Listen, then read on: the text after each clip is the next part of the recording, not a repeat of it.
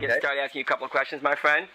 All right, folks, and all my newspaper readers out there, this is Peter Henry, the creative director of thenewspaper.com, and I'm here talking with Dan Steadman, director of a soon-to-be-released film called Ybor City, and a couple others. Dan, what are the other two that you did work on or are currently working on? My first film is out right now on Amazon, and that's called Red Lodge. That movie I shot in Montana.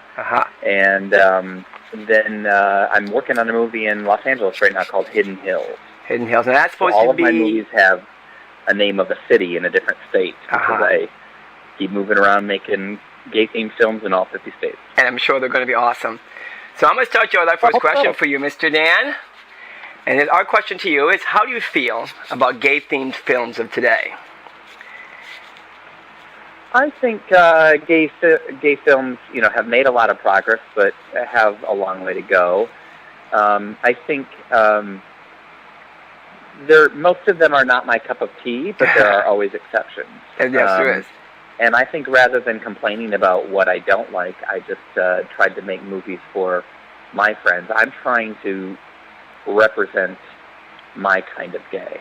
Right. Okay, that's understandable. Which is maybe a more mainstream, middle-of-the-road gay and less of a big city, campy, catty gay. So do you think the films that you're producing now are more of what you think people would like to see, or more of what typical gay men, maybe let's just use that, would like to see? Well, it's what my gay friends would like to see. And so I think one of the best pieces of advice I ever received came from my favorite screenwriter, and his name is Richard Kramer, and he's a Peabody Award-winning screenwriter for shows like 30-something and My So-Called Life and Once and Again, and those are my favorite shows. And he learned from his bosses at 30-something that write personally as if you're writing for your best friend. That's a good idea. And I like 30-something.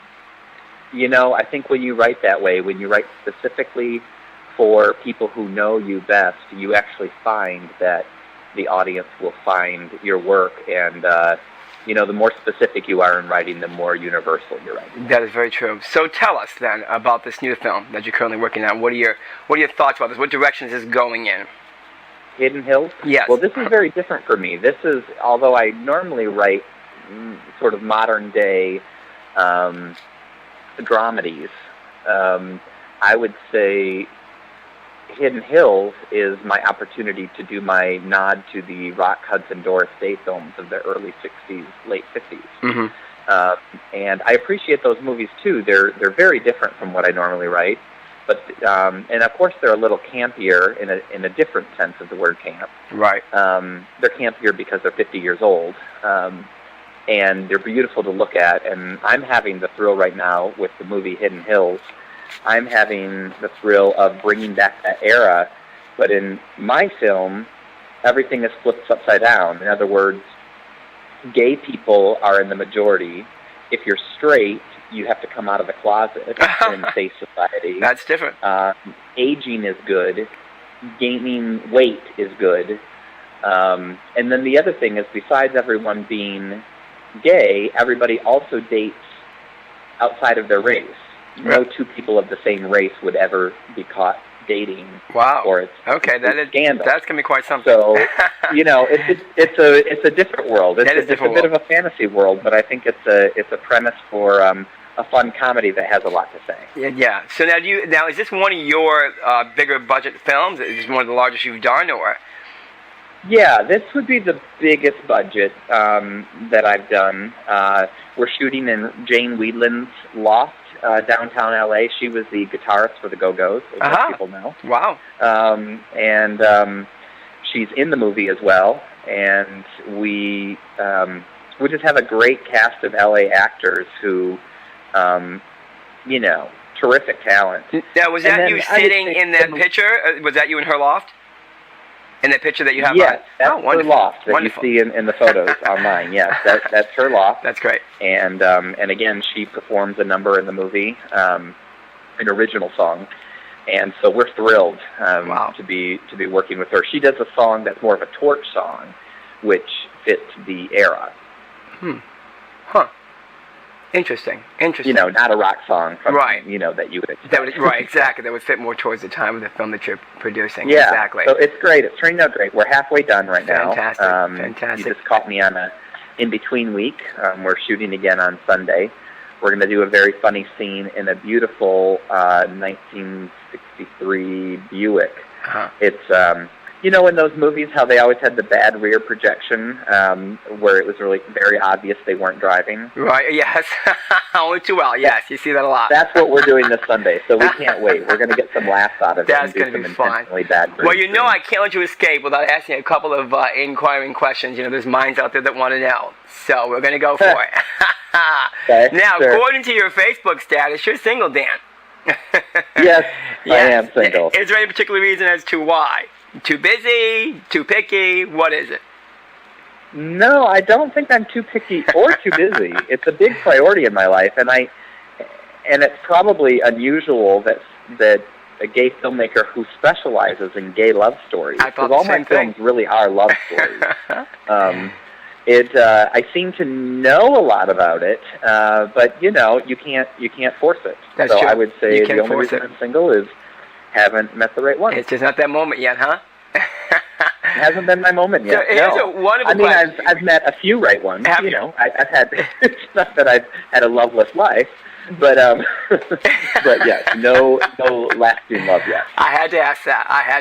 I'm sure my readers are going to want the same thing. Yeah. Now, a fun question here before we let you go. This is a fun question. I thought of myself, and I thought it would just be, people always look at, I don't know, how much you consider yourself a celebrity or not a celebrity, but anyone who's getting that kind of higher success, people always tend to wonder, people think that they're not normal. Oh, God, they must be better than me, so on and so forth. So I'm going to ask you a question, simple question, and it is, what do you do at the end of your day to prepare for bed? What is the last thing? What do you do before Dan takes himself to sleep at night? To prepare for bed. I know you want to see the answer with that. But, nope. I just want the real answer. What's the real answer? I know what I do before I go to bed. I eat cookies and milk, so I don't know. I do like a bowl of cereal. It depends on whether I'm on my fitness regime or not. I like to watch movies on my laptop in bed, but I tend to watch... I actually watch a lot of Rock Hudson Doors today because I find them very visually stimulating as I fall asleep. Well, see? And you don't have to think too hard, you know? It doesn't... Exactly. If I'm feeling like I really want to go to my favorite place in the world, I'll watch 30-something on DVD, which is my wasn't that show that was couples, weren't they all in their 30s or something like that? Of course, they were in their 30s. It came out in 1987, which is why my production company is circa87.com, because my favorite TV show was 30-something. I like that show. My favorite film is Broadcast News, and that came out in 87 as well. Well, there you go. And that's actually, when I was very, very young, that's when I started my TV career, before I moved on to features. So 87 is a very powerful year for me. That's wonderful. Well, Dan, what are your plans for tonight? I know it's early over there in L.A., so you're probably getting ready to go back to work, or are you done for the day? I am working on wardrobe because in independent features, the director even works on wardrobe and props and everything else. Gotta get your hands in there. I am working on getting one of my actors a list of his wardrobe needs. That's good. And I am, and then a lot more emails on scheduling, and it's a lot less glamorous than anybody thinks. It's probably a lot more like people's management jobs in their office than they would imagine. You know what? You gotta do what you gotta do to get it done. Correct? You do. All that matters is what you see. Is the end result. That's fantastic. Well, Dan, it was a pleasure talking with you, and I want to thank you, and I want to wish you the best success, and I'm certainly going to see every one of those films, I'm sure, and I hope that our readers at newscaper.com will pick them up as well on DVD. Now, Ybor City is coming out when? Ybor City is coming out later this summer, so just follow the Facebook page / Ybor City. There you go, perfect. And and then everybody can find everything they want on your site because you have got an awesome newspaper. Well, thank you. We're going to keep on working it. You're going to be one of my first interviews. I think it's going to be successful, and we appreciate it very much you taking your time out. And we hope to goodness we see you many more times on newscaper.com, Dan.